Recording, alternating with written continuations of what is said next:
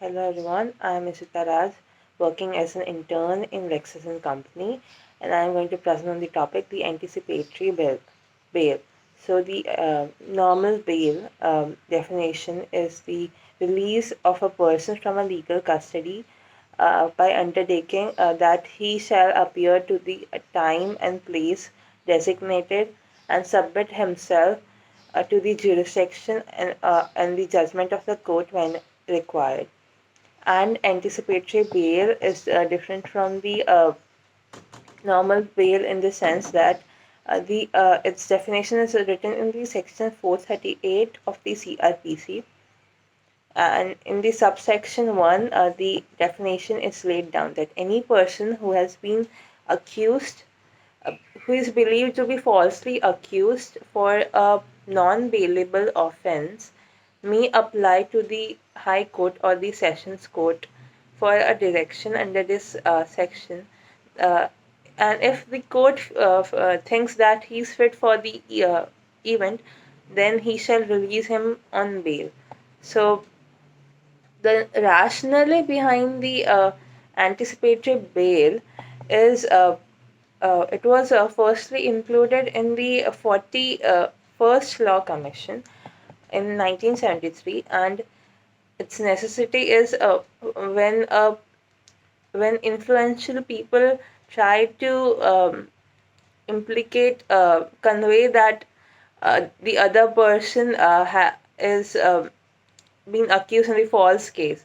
So, in for the purpose of disgracing them or for the purpose of detaining them for certain days.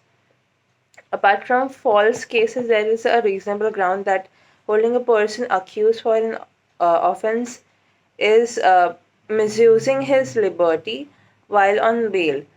Uh, there is no justification to require him to submit to custody, remain in the prison for some days, and then apply for bail. He can quickly apply for bail.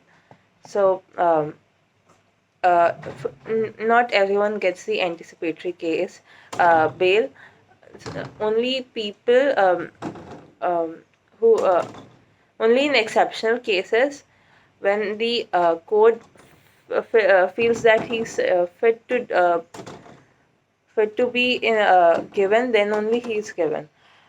Conditions on the anticipatory bail are given in the CRP section 437 subsection 2.